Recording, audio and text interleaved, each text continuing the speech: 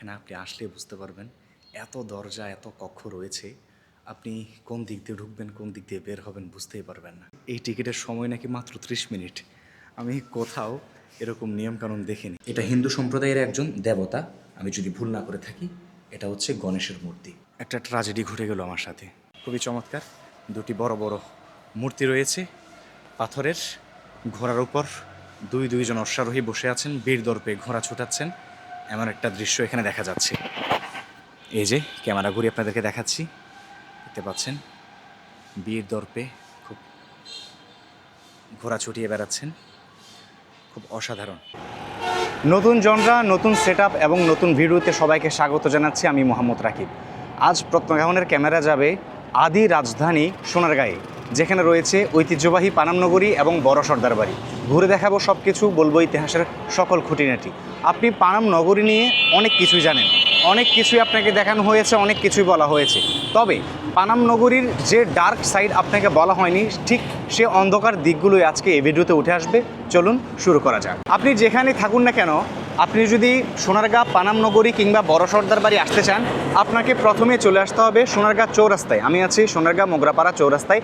এখান থেকে অটোতে করে আমরা যাব পানাম সিটি বা বড় সর্দার বাড়ির উদ্দেশ্যে। অটোর ভাড়া জনপ্রতি লোকালে 10 টাকা, আর যদি আপনি রিজার্ভ নিয়ে নেন সেক্ষেত্রে 20 থেকে 30 টাকা পড়তে পারে। চলুন আমাদের যাত্রা এখান থেকে শুরু করা যাক।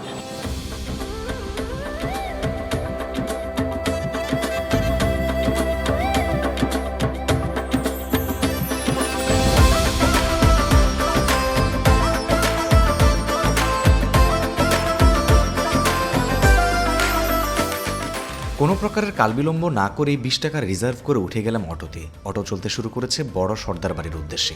আমাদের যাওয়ার পথে সবার প্রথমেই পড়বে বড় সর্দার বাড়ি, আর সে কারণে আমরা সেখানে প্রবেশ করব, ঘুরে দেখব সব কিছু।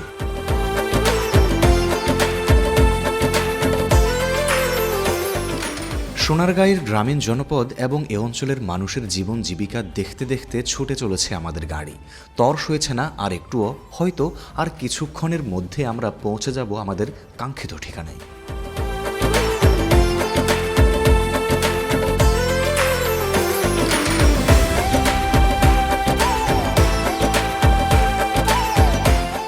অবশেষে চলে এলাম শিল্পাচার্য জয়নুল আবেদিন কারুশিল্প জাদুঘরে। দেখতে পাচ্ছেন এই যে পেছনে আমার টিকিট কাউন্টার, এখান থেকে টিকিট কাটতে হবে। টিকিট মূল্য পড়বে 150 টাকা টোটাল। এখানে একই সাথে ইনক্লুডেড শিল্পাচার্য জয়নুল আবেদিন কারুশিল্প জাদুঘর এবং বড় সর্দার বাড়ি, দুটো টিকিট ইনক্লুডেড 150 টাকা পড়বে। চলুন টিকিট কাটা যাক। আমরা অবশেষে ঢুকে গিয়েছি শিল্পাচার্য জয়নুল আবেদিন কারুশিল্প জাদুঘর এবং পেছনে দেখতে পাচ্ছেন রয়েছে বড় সর্দার বাড়ি। একটু পরে প্রবেশ করব, তার আগে একটু জিনিস দেখাই। দেখতে পাচ্ছেন এখানে খুব সুন্দর একটা বিষয় রয়েছে। এখানে এই যে গরু গাড়ি, এই গরু গাড়ির ব্যাপারটা আমরা 90 দশকের আশপাশে যারা জন্মেছি তারা খুব ভালো করে জানি। আমরা এগুলো দেখেছি, এগুলোতে করে মাল টানা হতো সেই সময়ে। একজন থাকতেন এগুলো পরিচালক হিসেবে, আর সামনে দুটি গরু বাঁধা থাকতো। এরা যত কিছুই হোক, যত উঁচু নিচু রাস্তা হোক, কণ্টকাকীর্ণ রাস্তা, সব কিছু মারিয়ে এরা তার মালিককে সন্তুষ্ট করতে সামনে এগিয়ে যেত এবং মাল টানতো মালিকের জীবিকা নির্বাহের জন্য। সেই জিনিসটা এখানে দেখতে পেয়েছি, বেশ ভালো লাগছে। দেখতে পাচ্ছেন খুবই চমৎকার একটি বিষয়। আর এর পাশে রয়েছে বড় সর্দার বাড়ি। চলুন এবার আমাদের মূল বহুল প্রত্যাশিত কাঙ্ক্ষিত এই বড় সর্দার বাড়িতে প্রবেশ করা যাক। এই যে এই বড় সর্দার বাড়ির প্রবেশ গেট, এই গেট দিয়ে আপনাকে প্রবেশ করতে হবে। খুবই চমৎকার, খুবই চিত্তাকর্ষক একটি গেট এই বাড়ির এটি। এই যে গেটটি দেখতে পাচ্ছেন, এটা মেবি ঔপনিবেশিক সময় অর্থাৎ ইংরেজ শাসন আমলের সময় এটা নির্মিত হয়েছিল। চলুন আমরা আস্তে আস্তে বড় সর্দার বাড়িতে প্রবেশ করি। অবশেষে প্রবেশ করলাম বড় সর্দার বাড়িতে। আমি রয়েছি বড় সর্দার বাড়ির একদম মূল চত্বরে। দেখতে পাচ্ছেন চতুর্পাশে অনিন্দ সুন্দর স্থাপত্য শৈলীর এই বড় সর্দার বাড়ি। আমি সোনারগাঁয়ে বেশ কয়েক বছর ছিলাম, আমি কখনো জানতামই না এই সর্দার বাড়িতে প্রবেশ করা যায়। এটার যে টিকিট কেটে প্রবেশ করা যায় আমি জানতামই না, তাই কখনো প্রবেশও করতে পারিনি। সবসময় এসেছি শিল্পাচার্য জয়নুল আবেদিনের যে কারুশিল্প জাদুঘর রয়েছে সেটা ঘুরে চলে গিয়েছি। আর পানাম নগরীতে অসংখ্য আড্ডা হয়েছে বন্ধুদের সাথে, অনেকবার যাওয়া হয়েছে, কিন্তু এই বড় সর্দার বাড়িতে আমার এই প্রথমেই আসা হয়েছে এবং আপনাদেরকেও দেখাচ্ছি, নিজেও দেখছি আর দেখে দেখে মুগ্ধ হচ্ছি। এত চমৎকার, এত অসাধারণ, অনিন্দ্য সুন্দর স্থাপত্য শৈলী বলাই বাহুল্য। এই সর্দার বাড়ির ইতিহাসটা আমরা বের করতে পারিনি, অনেক চেষ্টা করেছি কিন্তু ওইভাবে কোনো তথ্য পাইনি। যতটুকু পেয়েছি এগুলো পুরোটাই বিক্ষিপ্ত তথ্য, একদমই বিক্ষিপ্ত অবস্থায় পেয়েছি। এই সর্দার বাড়ি 3বারে নির্মিত হয়েছে, এটা অন্তত নিশ্চিত হতে পেরেছি। মোগল সময়ে, 12 ভূঁইয়াদের সময়ে এবং যখন এখানে ঔপনিবেশিক ইংরেজ শাসন চলেছে সেই সময়, এই 3 দফায় এই সর্দার বাড়ি নির্মিত হয়েছে। এখন এই সর্দার বাড়িটি বাংলাদেশের প্রত্নতত্ত্ব অধিদপ্তরের অধীনে রয়েছে এবং খুবই সাজিয়ে গুছিয়ে সংস্কার করে খুবই পরিপাটি করে রাখা হয়েছে এবং দর্শনার্থীদের জন্য উন্মুক্ত করে দেওয়া হয়েছে। চলুন এবার একটু এই বাড়ির কক্ষগুলো ঘুরে ঘুরে দেখা যাক। এ বাড়িতে অসংখ্য অগণিত কক্ষ রয়েছে, আপনি যেদিকে যাবেন সেদিকে শুধু দরজা আর দরজা। কোন দিক দিয়ে বের হবো, কোন দিক দিয়ে ঢুকবো, প্রবেশ করবো সেটাই বুঝতে পারছি না। এই যে দেখতে পাচ্ছেন, আমি ছোট একটি ঘরে ঢুকে গিয়েছি। এটার উপরের যে ছাদটা দেখতে পাচ্ছেন এটাও সংস্কার ছাড়া রাখা হয়েছে, একদম আগে যেমন ছিল ঠিক সেভাবেই রেখে দেওয়া হয়েছে। এরপরে এই ঘরও সেম, খুবই ছোট একটি ঘর এবং প্রত্যেকটা ঘরের মধ্যে একটা জিনিস নোটিসেবল, সেটা হচ্ছে এই যে ছোট ছোট এরকম অসংখ্য অগণিত খোপ রয়েছে। এই খোপগুলো ঠিক সে সময় কি কাজে লাগতো সেটা বলতে পারি না। এই যে দেখতে পাচ্ছেন, খুবই চমৎকার। এরপরে যদি আমরা আর একটু এগিয়ে যাই সামনের দিকে, ওয়াও, খুবই অসাধারণ, যেদিকেই তাকায় ছোট ছোট অনেকগুলো কামরা। এটা হচ্ছে ছাদের অংশটা, দেখতে পাচ্ছেন কি চমৎকার, কি অনিন্দ সুন্দর স্থাপত্য শৈলী। আর আমি ঠিক সর্দার বাড়ির নিচতলার বারান্দা হয়ে এখন হাঁটছি। আর এখানে হাঁটার যে অনুভূতি, আর এটা আসলে বর্ণনাতীত। এটা বলাই বাহুল্য যে এখানে হাঁটার যে অনুভূতি সেটা অসাধারণ। জাস্ট আমার শরীরে পশম দাঁড়িয়ে যাচ্ছে। আমি এখন যেখানে হাঁটছি, যেখানে চলছি, এখানে কত পাওয়ারফুল রাজনৈতিক ব্যক্তিবৃন্দরা হেঁটেছেন, কত ধনাঢ্য ব্যক্তিরা এই জায়গাগুলোতে পদচারণা করেছেন, তাদের পদধূলি দিয়েছেন। সেটা আসলে এই বাড়িটার যে স্থাপত্য শৈলী সেটা দেখেই সহজে অনুমেয়। দেখতে পাচ্ছেন আমি আরেকটি চত্বরে চলে এসেছি কথা বলতে বলতে। ওইদিকে রয়েছিল একটি চত্বর, আমি ওই দিক থেকে আসলাম, ঠিক এখানে আরেকটি চত্বর রয়েছে। আচ্ছা, এখানে এই বাড়ির আমি ইতিহাসটা সঠিক বিক্ষিপ্তভাবে খুঁজে না পেলেও, বিক্ষিপ্ত হওয়ার কারণে কিন্তু এখানে বেশ কিছু নাম দেখতে পাচ্ছি দেয়ালের মধ্যে খোদাই করা। এখানে আমি একটি নাম দেখতে পাচ্ছি, নমস্তে শ্রী ঋষিকেশ। এই যে দেখতে পাচ্ছেন, ঠিক আমার এই হাতের এই অংশটিতে ছোট করে লেখা ভাঙা ভাঙা অক্ষরে, এবং বাংলা ফন্টটাও খুব ইন্টারেস্টিং। এটা সেই সময়কার লেখা, খুবই চমৎকার লাগছে দেখতে। আর এরপর এখানে যদি আসি এই চত্বরের, এখানে রয়েছে শ্রী গোবিন্দ নাই নম নম, এই টাইপের একটি নাম রয়েছে। এরপরে আমি যদি এই অংশটাতে আসি, দেখতে পাচ্ছেন এই যে উপরের এই অংশটাতে রয়েছে নমস্তে শ্রী গোপীনাথ, এরকম একটি নাম রয়েছে। আর সর্বশেষ আরেকটি অংশে যদি আসি, এখানে রয়েছে নম শ্রী গৌর গোবিন্দ। টোটাল চারটি হিন্দু সম্প্রদায়ের লোকেদের নাম রয়েছে। সেখান থেকে সহজে অনুমেয় যে এই বাড়ির নির্মাণ কাজ শুরু হয়েছিল কোনো একজন হিন্দু ব্যক্তির হাত ধরে। এটা আমি অনলাইনে ওইভাবে তথ্য পাইনি, যখন আমি গুগলে সার্চ করেছিলাম তখন এআই জেনারেটেড একটা তথ্য এসেছিল। সেই তথ্যের মধ্যে আমি একজন হিন্দু ব্যক্তির নাম পেয়েছিলাম যিনি এই বাড়িটি নির্মাণ কাজ শুরু করেছিলেন। এর পরবর্তীতে অনেক সময় অনেকের হাত ধরে এই বাড়ির পুনর্নির্মাণ হয়েছে, সংস্কার হয়েছে, কিন্তু এই বাড়ির মূল নির্মাতা তারা হয়তো হিন্দু সম্প্রদায়েরই কেউ ছিলেন, সেটা এই নামগুলো থেকে কিছুটা অনুমান করা যাচ্ছে। আজকে আমার জন্য একটা প্লাস পয়েন্ট, সেটা হচ্ছে আজ একে তো রমজান মাস, তার উপর রমজানের সকালবেলা, এরপর 21শে ফেব্রুয়ারি, সব কিছু মিলিয়ে লোকজন একেবারে নেই, কোনো রকমের কোনো ভিড়ভাট্টা নেই। আমার ভিডিও করতে কোনো ক্রমে কোনো রকমের সমস্যা হচ্ছে না, কোনো লোকজন নেই এখানে, একদম ফাঁকা। দেখতে পাচ্ছেন চতুর্পাশটা একদমই ফাঁকা, শুধুমাত্র আমি আছি আর এই সর্দার বাড়ি ঠাঁই দাঁড়িয়ে আছে শত বছর ধরে। সর্দার বাড়ির দোতলার যে ঘরগুলো রয়েছে এগুলোতে যেতে পারলে বেশ ভালো লাগতো। এই দোতলার ঘরগুলোতে একটু পরপরই অনেক কবুতরের আনাগোনা দেখতে পাচ্ছি, কবুতর ঝাপটাঝাপটি করছে, উড়ি করছে, বেশ ভালো লাগছে নিচ থেকে এই দৃশ্যটা উপভোগ করতে। একটু পরপরই কবুতর আসছে, কোত্থেকে আসছে, এখানে হয়তো থাকে, একটু পরপরই উড়ি করছে। ওই যে কোনে কাঞ্চিতে বসে আছে, আমি একটু জুম করে আপনাদেরকে দেখাই, ঠিক দেখতে পাচ্ছেন কিনা জানি না, ওই যে ভেতরে একটি কবুতর বসে আছে চুপটি মেরে। আর অসংখ্য কবুতর রয়েছে, ওই যে ওইদিকে আরেকটি রয়েছে একদম ভেতরের অংশে, ক্যামেরাতে দেখা যাচ্ছে না। এরপর এখানে রয়েছে অনেকগুলো কবুতর, এই যে অনেকগুলো কবুতর পিলারে পিলারে ভেতরের অংশে, ভেতরের অংশে কবুতরগুলো বসে আছে, আমি খালি চোখে দেখতে পাচ্ছি, ক্যামেরাতে হয়তো দেখা যাচ্ছে না। একটা ট্র্যাজেডি ঘটে গেল আমার সাথে। সেই সকালবেলা ঢাকা থেকে বের হলাম, একদম সোনারগাঁ আসলাম, এবং আসার যে পথটা, এই পথের সব ফুটেজ আমি নিয়েছিলাম। এবং আসার পরে এই যে বড় সর্দার বাড়িতে আছি, এখানকার অনেক ফুটেজ আমি ধারণ করেছিলাম অনেকভাবে, কিন্তু আমি ক্যামেরাতে কিছু অপ্রয়োজনীয় ফুটেজ ডিলিট করতে গিয়ে সব ফুটেজ একসাথে ডিলিট করে দিয়েছি। এর থেকে বড় ট্র্যাজেডি একজন কন্টেন্ট ক্রিয়েটারের জন্য আর কী হতে পারে। আসলে কিছুই করার নেই, নিয়তি, তাই আবার নতুন করে শ্যুট করতে হচ্ছে।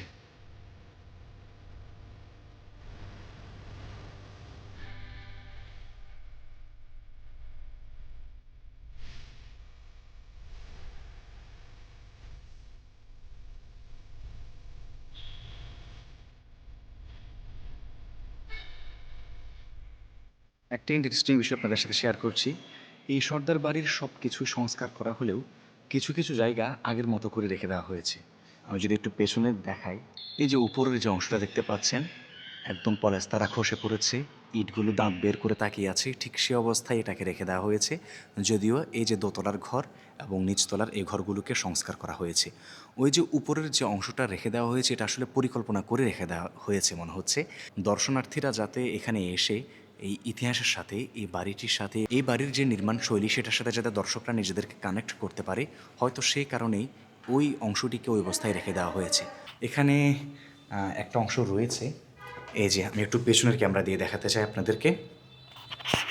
এই যে এখানে উপরের দিকে একটা সিঁড়ি চলে গেছে, আর এখানে একটা রেস্ট্রিকশন দেওয়া আছে, প্রবেশ নিষেধ, নো এন্ট্রি। এটা হচ্ছে দোতলার ঘর, দোতলার যে ঘরগুলো সেদিকে যাই এই সিঁড়িটা, কিন্তু যেহেতু নিষেধ করা হয়েছে সেদিকে আমরা যাব না। এদিকে রয়েছে কাঠের কিছু স্থাপত্যকর্ম, আর এখানে রয়েছে একটি লম্বা মূর্তি, বুকে হাত দিয়ে একদম সোজা হয়ে শুয়ে আছে। আর এপাশেও রয়েছে বেশ কিছু ঘর। এখানে রয়েছে একটি গণেশের মূর্তি, এটা হিন্দু সম্প্রদায়ের একজন দেবতা, আমি যদি ভুল না করে থাকি, এটা হচ্ছে গণেশের মূর্তি। আর এখানে রয়েছে একটি সুন্দর কাঠের গরু, এগুলো আসলে সেই সময়ের কিনা এটা আমি ঠিক বুঝতে পারছি না। এখানে ছোট্ট একটি বাক্স রয়েছে, দেখতে পাচ্ছেন। আর এদিকে রয়েছে কিছু রেহাল, এই রেয়ালগুলো খুবই নতুন, একদম নতুন কাঠ, এগুলো কোনো অংশেই পুরান না, এগুলোকে পুরান বলাই যাবে না, এগুলো সবগুলো নতুন। এখানে জাস্ট কেন বাক্সবন্দি করে রাখা হয়েছে জানি না। আর এখানে রয়েছে একটি লাঙল, এই লাঙলটি দেখতে পাচ্ছেন খুবই চমৎকার। আমরা যারা 90 দশকের আশপাশে জন্মেছি তারা এই লাঙলের সাথে পরিচিত, এই লাঙল দিয়ে হাল চাষ করা হতো। এই লাঙলটা আবার খুব পুরনো, এর গায়ে লেখা আবার 218, কেন লেখা হয়েছে জানি না। আর এদিকে যদি আসি তাহলে আরেকটি মূর্তি দেখতে পাচ্ছি, খুবই সুন্দর। এটা ঠিক কোনো দেবদেবীর মূর্তি কিনা আমি সঠিক বুঝতে পারছি না বা বলতেও পারছি না, বাকি একটাই মূর্তি দেখা যাচ্ছে, এটা খুবই প্রাচীন মূর্তি দেখে বোঝা যাচ্ছে। আর এই ঘরের এই অংশটাতে খুবই সুন্দর দেখতে পাচ্ছেন স্ট্রাকচার, অসাধারণ আর্কিটেকচার। আমি এটা কোনো ক্রমে মেনে নিতে পারছি না যে এত চমৎকার একটি বাড়ি, এত বড় একটি বাড়ি, সোনারগাঁয়ের ঐতিহ্য বলা চলে এই বড় সর্দার বাড়িকে, কিন্তু এই বড় সর্দার বাড়ির কোনো ইতিহাস পাওয়া যায় না। এর থেকে দুঃখের বিষয় আর কী হতে পারে। কি চমৎকার, যেদিকেই যাচ্ছি মানে চোখ জুড়িয়ে যাচ্ছে, এত অসাধারণ নির্মাণশৈলী তাদের, কিন্তু বাড়ির কোনো ইতিহাস পাইনি। চত্বর থেকে হেঁটে যদি একটু সামনে যাই তাহলে এই যে এখানে আরেকটি সিঁড়ি দেখা যাচ্ছে, এই সিঁড়ি সোজা চলে গেছে ওই যে দোতলার ঘরে। এই দোতলার ঘরে যাওয়া নিষেধ, এখানে ব্লক ব্যারিকেড দেওয়া হয়েছে, উপরে যাওয়া নিষেধ, শুধুমাত্র যারা আসবেন নিচে ঘোরাঘুরি করতে পারবেন, নিচের এই ঘরগুলোই দেখতে পারবেন। তবে নিচের এই ঘরগুলো দেখে পুষিয়ে যাবে, এত চমৎকার, এত অসাধারণ। আর প্রত্যেকটা ঘর একরকমই, প্রায় সব আর্কিটেকচার একরকমই করা হয়েছে, উপর নিচ প্রতিটি কক্ষ। আমরা এখন দেখতে দেখতে আরেকটি কক্ষে প্রবেশ করলাম। এই কক্ষেও বেশ কিছু জিনিসপত্র রয়েছে। এই যে একটি ছোট মাটির মূর্তি, এখানে রয়েছে 3টি পাত্র মাটির, ছোট বড়। এখানে রয়েছে একটি ঘোড়া, আর এই সাইডে রয়েছে বেশ কিছু অঙ্কন চিত্র, এগুলা আঁকা হয়েছে হাত দিয়ে, কিছু দেবদেবীর মূর্তি, এমনই লাগছে দেখতে প্রত্যেকটা। এটা হয়তো হিন্দু সম্প্রদায়ের কোনো দেবদেবীর মূর্তি হবে। এবার হাঁটতে হাঁটতে এ বাড়ির একটি আকর্ষণীয় অংশ, এই বাড়ির পুকুর ঘাট এবং পুকুর, সেখানে যাওয়া যাক। এ বাড়িতে হাঁটতে হাঁটতে এই যে ফাইনালি চলে আসলাম এই বাড়ির পুকুর ঘাটে, খুবই সুন্দর। এই যে স্বচ্ছ জলের পুকুর, আর শান বাঁধানো ঘাট রয়েছে 3টি। আর একদম যে সদর ঘাট, যেটা একদম সদর দরজার সামনে অবস্থিত, সেই ঘাটে যদি একটু যাই আপনাদের সাথে, খুবই চমৎকার। দুটি বড় বড় মূর্তি রয়েছে পাথরের, ঘোড়ার উপর দুইজন অশ্বারোহী বসে আছেন, বীর দর্পে ঘোড়া ছুটাচ্ছেন, এমন একটা দৃশ্য এখানে দেখা যাচ্ছে। এই যে ক্যামেরা ঘুরে আপনাদেরকে দেখাচ্ছি, দেখতে পাচ্ছেন বীর দর্পে খুব ঘোড়া ছুটিয়ে বেড়াচ্ছেন, খুব অসাধারণ। এটা হচ্ছে পুকুর ঘাট অবস্থিত, আর এ হচ্ছে পুকুর ঘাট, শান বাঁধানো পুকুর, স্বচ্ছ জল, খুবই সুন্দর, পানিগুলো পরিষ্কার আছে, এটা দেখে বেশ ভালো লাগছে। যদিও শহরে সব কিছু, সব পানি, সব নদী আমরা মানুষরাই নষ্ট করে দিচ্ছি। আর এদিকে আরেকটি মূর্তি রয়েছে, ওনার হাতে আবার অস্ত্র নেই, যদিও অপর একটি মূর্তির হাতে অস্ত্র ছিল। উনি শুধু ঘোড়া ছুটাচ্ছেন, মাথায় হেলমেট রয়েছে, এই যে, খুবই চমৎকার। আর এ হচ্ছে পুকুর, ওখানে রয়েছে একটি ঘাট, এখানে রয়েছে একটি, আর ওই সাইডটাতে রয়েছে আরেকটি ঘাট, মোট 3টি এই পুকুরের সাথে লাগোয়া ঘাট রয়েছে। আর এর সামনে একদম এই যে সামনের অংশ বড় সর্দার বাড়ির, খুবই চমৎকার দেখতে লাগছে। চলুন এর আর একটু ভিতরে যাওয়া যাক।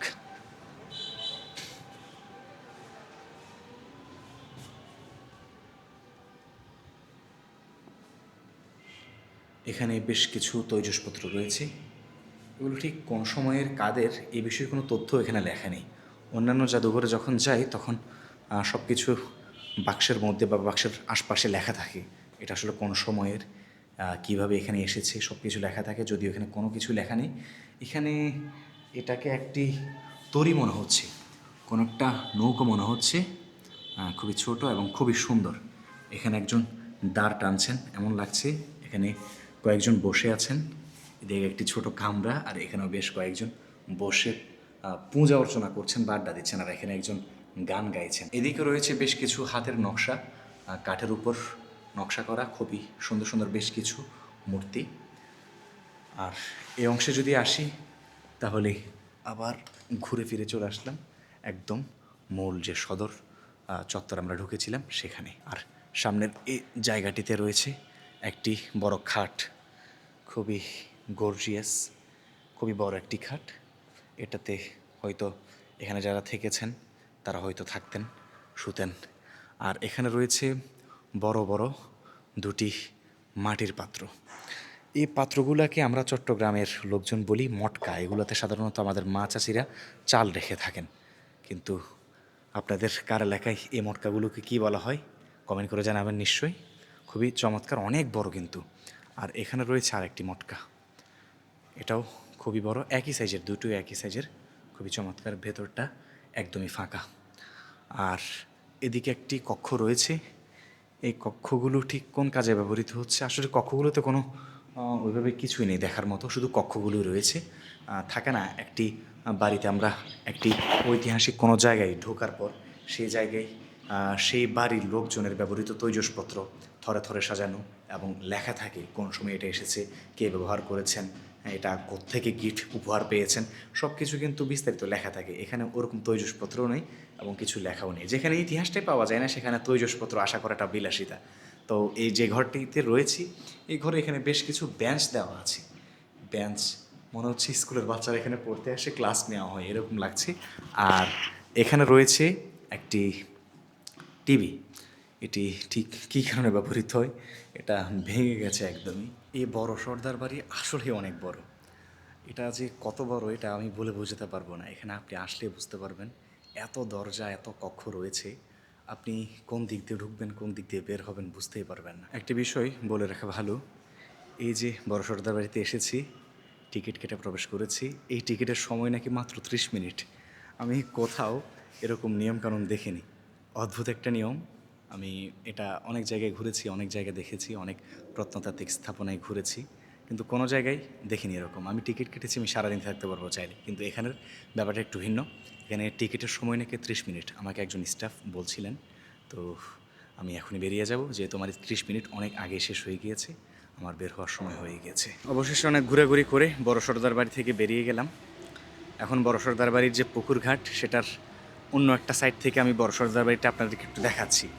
দেখেন কি চমৎকার লাগছে। আমি পেছনের ক্যামেরা ঘোরাচ্ছি, এই যে দেখতে পাচ্ছেন শানবাঁধানো পুকুর ঘাট, সুন্দর দুটি মূর্তিও রয়েছে দুই পাশে, আর এর পাশে ঠাঁই দাঁড়িয়ে আছে শত বছরের সাক্ষী এই বড় সর্দার বাড়ি।